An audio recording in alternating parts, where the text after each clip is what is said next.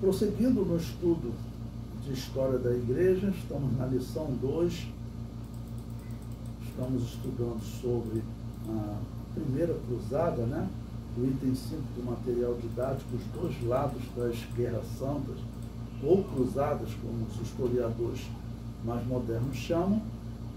E vamos agora ao item que diz a ameaça do Islã. Okay?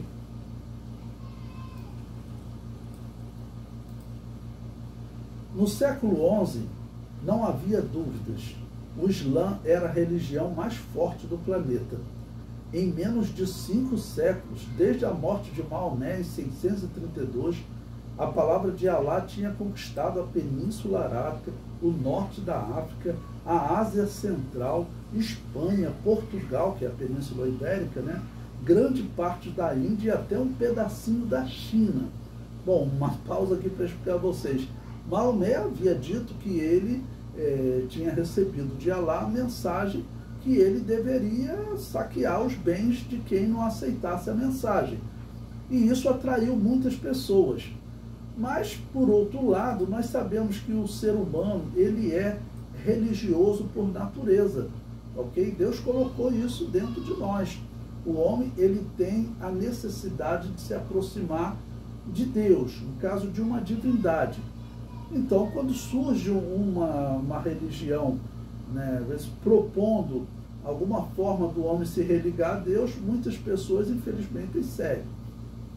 É o caso dos muçulmanos, eles são sinceros nessa mensagem que, infelizmente, também tem aquele tema da Guerra Santa. E eu sempre digo, aonde que Maomé aprendeu isso? Maomé, ele chegou a ser católico. Então, ele certamente aprendeu ali nos anos 600, ele aprendeu a doutrina de Agostinho de Hipona da Guerra Santa. O comentário prossegue. Não era uma hegemonia apenas religiosa. Os muçulmanos superavam os católicos em ramos como a matemática, a astronomia, a medicina e a química. Tudo isso é verdade, uma pausa para explicar a vocês. Enquanto os católicos eles estavam restringindo a educação do povo, ok? Os muçulmanos eles incentivavam a educação.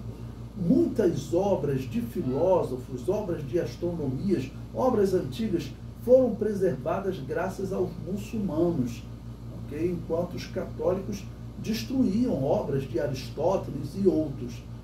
Então, nesse sentido, a religião muçulmana, nesse período, irmãos, ela nem se compara à religião católica. Isso seria horrível. Já pensou se eu chamo católico de cristão, dizer que o muçulmano estava muito acima dos cristãos? Não, estava muito acima dos católicos, ok? E realmente, por exemplo, na astronomia, muitos dos nomes de estrelas que você tem hoje são nomes que os muçulmanos, né, eles deram aquelas estrelas, porque eles continuaram estudando os astros, também não por questão religiosa, mas porque eles sabiam, todos os antigos, eles utilizavam os astros de maneira que eu e você não utilizamos hoje. Mas pessoas no interior que plantam, e até hoje eles utilizam os astros para eles poderem fazer o seu plantio. Tem um exemplo de um agrônomo aqui da USP, em São Paulo, que fizeram uma entrevista a ele sobre a questão da lua e a influência nas plantações, e ele disse que ele não acredita nisso não, que a ciência hoje não acredita nisso, que isso daí seria uma superstição. Aí o repórter fez uma pergunta simples a ele. Vocês têm uma horta aqui. Qual o critério que vocês usam para plantar? Aí ele ficou meio sem jeito, ele falou, nós usamos aquela coisa da lua, mas nós não acreditamos. Vai fazer o experimento, né? Você plantar uma determinada semente fora do que os antigos diziam, que eles chegaram à conclusão que é o melhor período para plantar aquela semente, você vai ver o resultado, se tem influência ou não. Se tem influência nas marés, tem influência no clima da terra, vai ter influência nas sementes também, né? O artigo prossegue.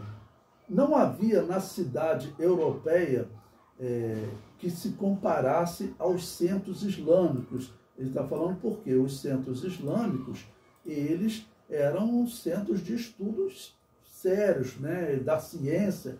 A ciência islâmica era muito mais desenvolvida do que a ciência católica, ok? Muitos, até em termos de música, ok, que ele não incluiu aqui, nós temos influência dos muçulmanos. Eu, por exemplo, eu toco violão. O violão, nós chamamos de violão, na Europa, eles chamam de guitarra. Quem foi que levou a guitarra para a Europa? Foram os muçulmanos. Enquanto estiveram na Península Ibérica, você vê as obras de arte, música e medicina, matemática, astronomia, química, tudo eles eram mais avançados que os católicos, ok? O comentário prossegue. O Cairo sozinho abrigava tanta gente quanto Paris, Veneza e Florença juntas, as 3 maiores cidades católicas da época, né? Também existe aí uma questão que é importante nós frisarmos. Aquelas regiões que são regiões de clima quente, elas era mais difícil, não surgia tanta peste naquela região quanto na Europa, que tinha um clima mais frio, ok? Então a Europa, ela sofreu com muitas pestes.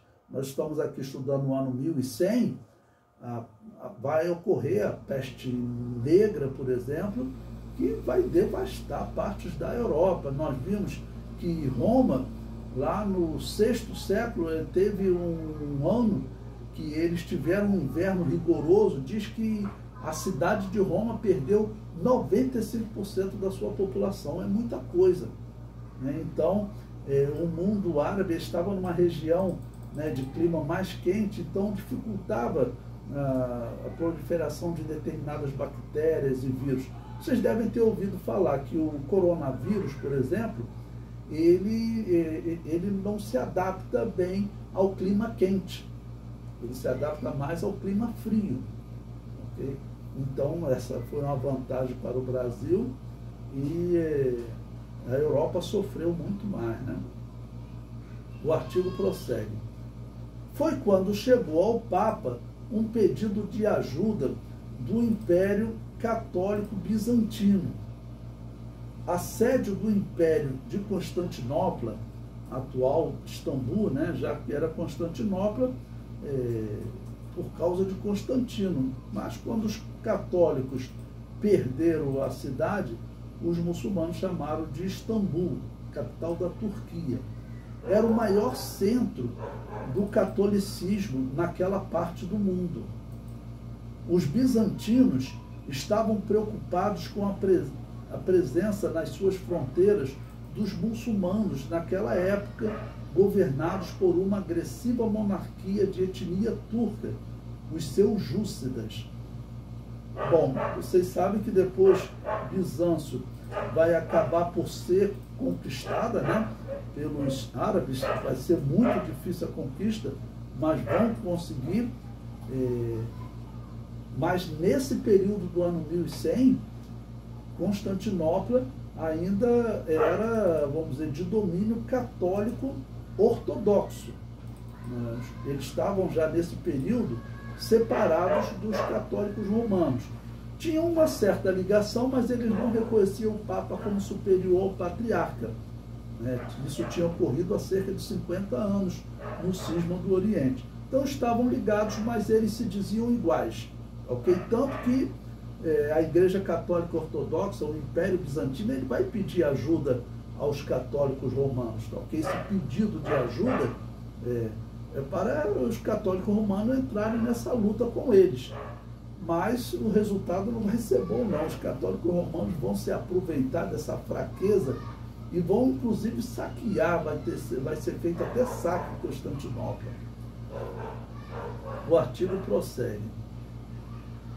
Os bizantinos estavam preocupados com a presença nas suas fronteiras dos muçulmanos, naquela época governados por uma agressiva monarquia de etnia turca, os seljúcidas. Desculpe, eu repeti a leitura. E prossegue.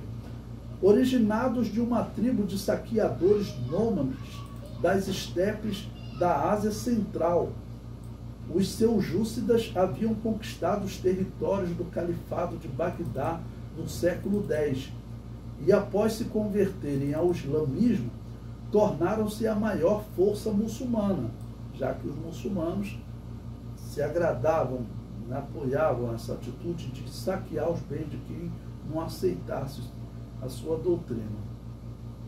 E eles queriam mais.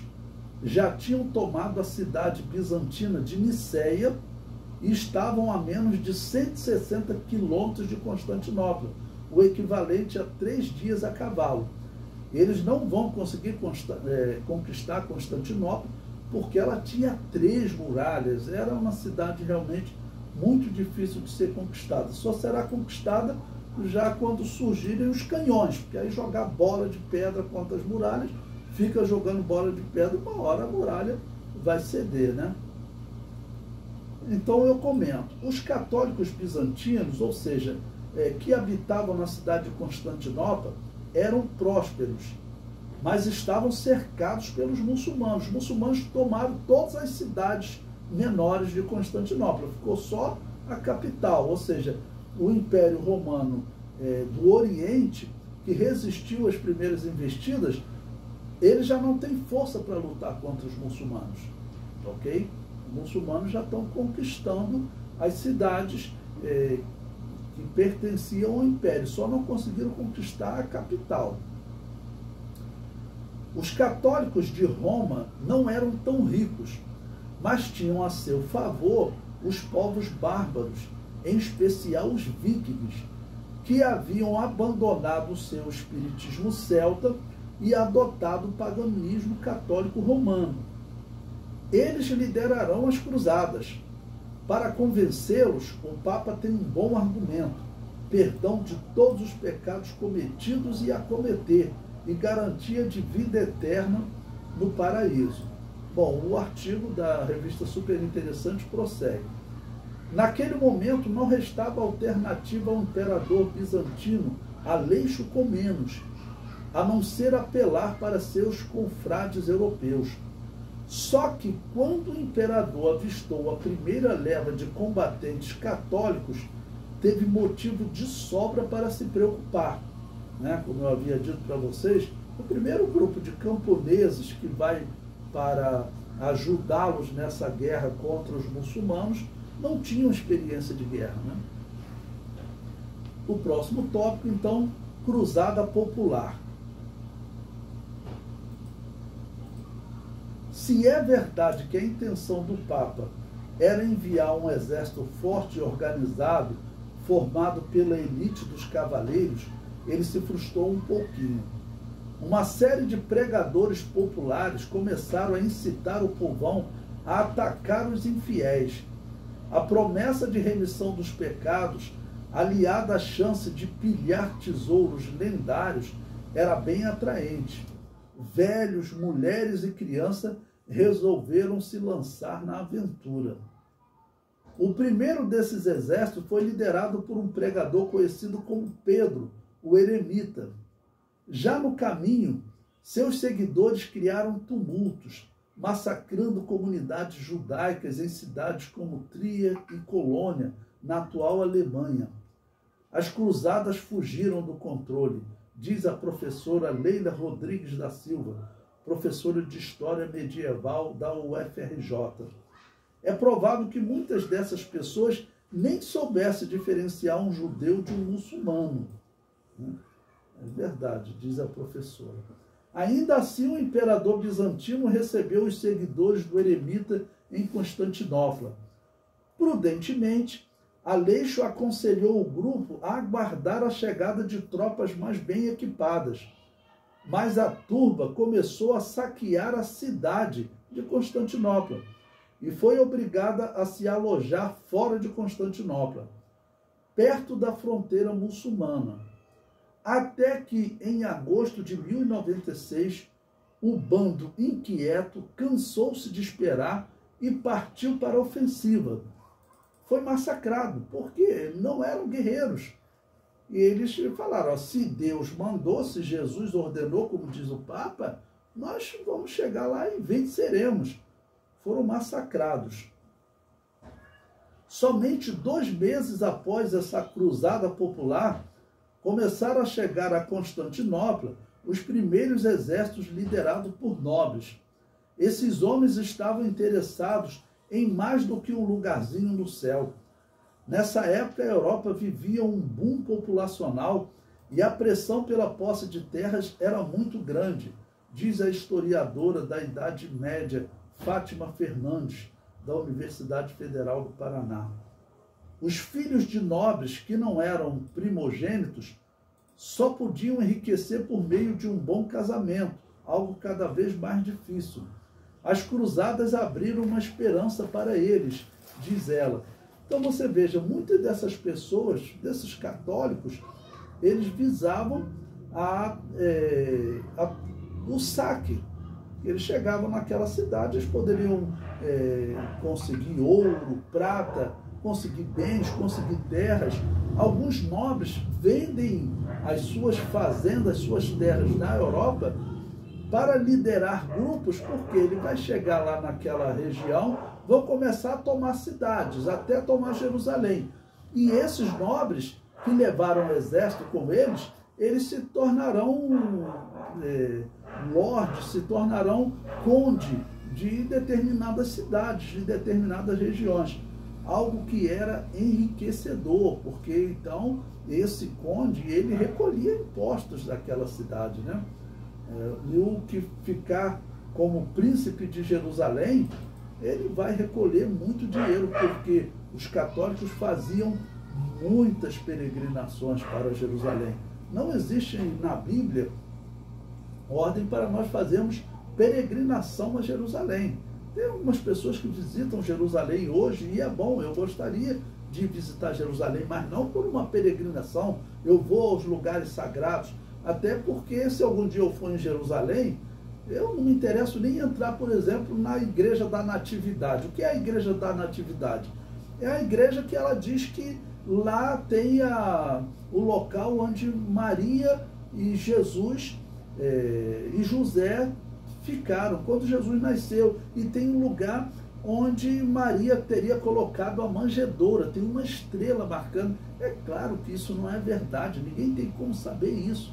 Tá bom? A Bíblia não incentiva os cristãos a fazer esse tipo de peregrinação. Isso é normal no paganismo e o catolicismo adotou, né? Já que o catolicismo, a história comprova, é 100% pagão desde Constantino. Ok? O comentário prossegue. Até que foi fácil, diz esse título.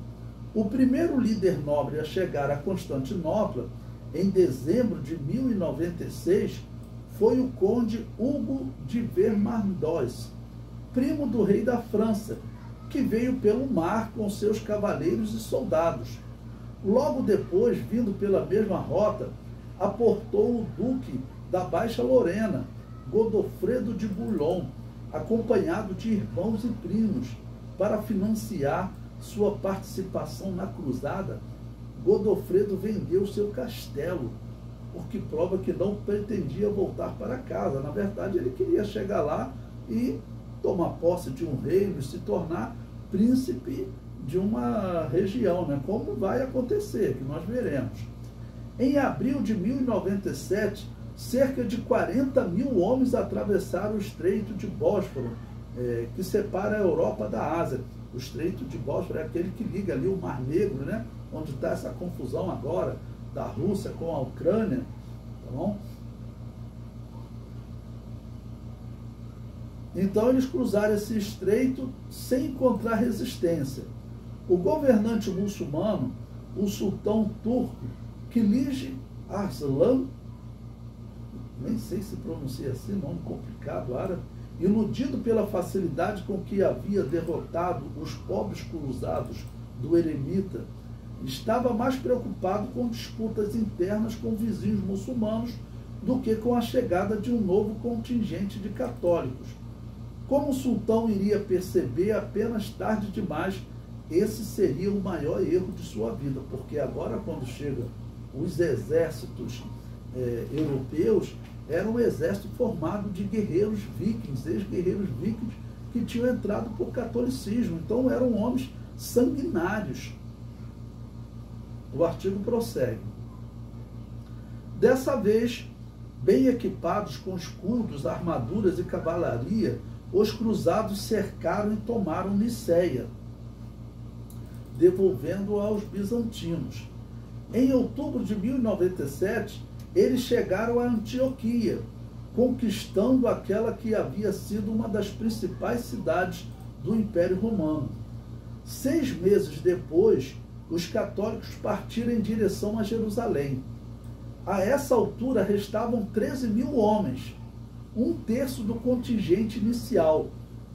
Após um mês de cerco, em 13 de julho de 1099, os cruzados conseguiram finalmente entrar na Cidade Santa. No dia 15, venceram as últimas resistências. E, irmãos, foi um massacre, né? Como a história relata. Eles pegaram os muçulmanos, os judeus que eles encontraram lá, uma grande quantidade de grupos cristãos, ok, que viviam lá em Jerusalém, foram todos massacrados pelos católicos. Os católicos, assim, claramente, eles eram impiedosos. Comparando com os muçulmanos eram os santos piedosos e misericordiosos. Já os católicos... Bom, o artigo prossegue. Para a maioria deles, a conquista foi um milagre.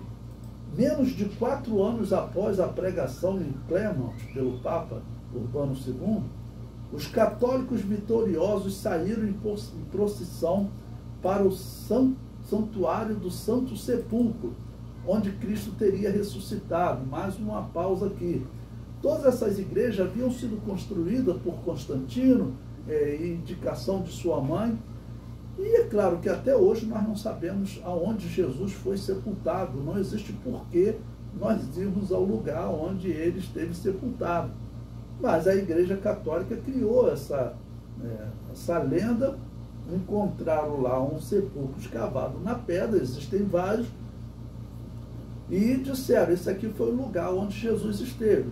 E hoje, se você vai a Jerusalém, você paga um valor considerável, ok?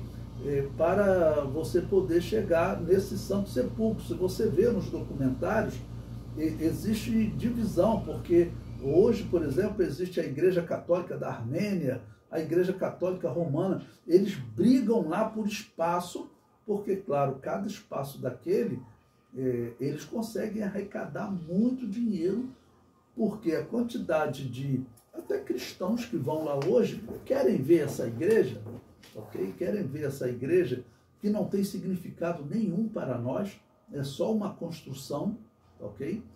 Mas não tem como nós sabermos e nem tem por que nós sabermos onde Jesus foi sepultado. Mas essas igrejas elas foram construídas exatamente para isso, para peregrinações. O comentário do artigo prossegue. O Papa Urbano II morreu 2 semanas depois, sem ter recebido a boa notícia da vitória, mas ele também foi poupado das más notícias que chegariam depois. Bom, até interessante, né? Que 2 semanas e a notícia não chegava em 3.000 quilômetros de Jerusalém até a Europa. Se fosse hoje, o Papa poderia ver pelo celular, né, algum cruzado lá filmando aquele massacre. Ok? Bom, então esse artigo ele é interessante porque ele está descrevendo aí o que os católicos conseguiram conquistar nessa, vou considerar a primeira cruzada, aquela primeira que alguns chamam de cruzada dos mendigos, né? Daquele pregador Pedro. Mas aquilo não foi, na verdade, uma cruzada, né? Não foi uma guerra santa, foi um massacre. O artigo prossegue: derrota após derrota. Foram criados 4 estados católicos nos territórios conquistados. Ao sul, o mais importante, o Reino de Jerusalém, governado por Godofredo de Bouillon. Um pouco acima estava o estado de Trípoli, o Principado de Antioquia e o Condado de Edessa. Os chefes desses estados logo perceberam que a permanência ali não seria fácil. Por quê? Os muçulmanos eles vão agir, né? Os muçulmanos eles vão agir e vai começar guerras para retomar todos esses territórios. E os muçulmanos eles tinham exércitos numerosos.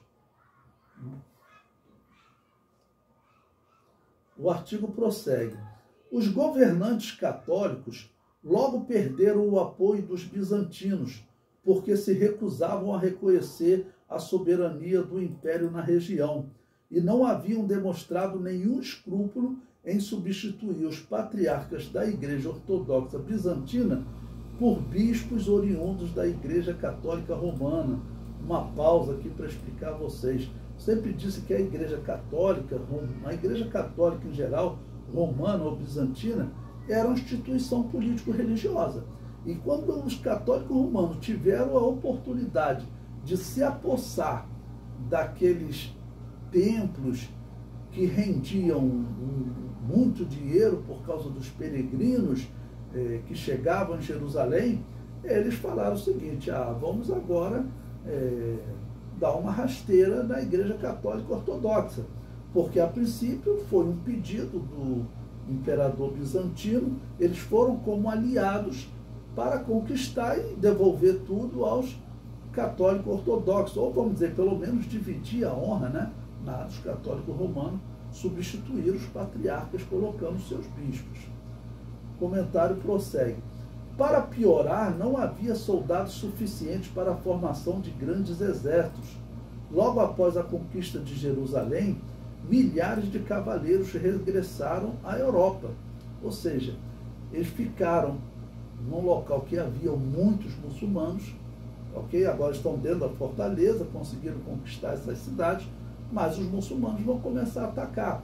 Quando você vê aquele filme Cruzada, ele exatamente retrata os ataques muçulmanos, até que vai chegar o grande ataque, né, que vai tomar Jerusalém de volta para os muçulmanos.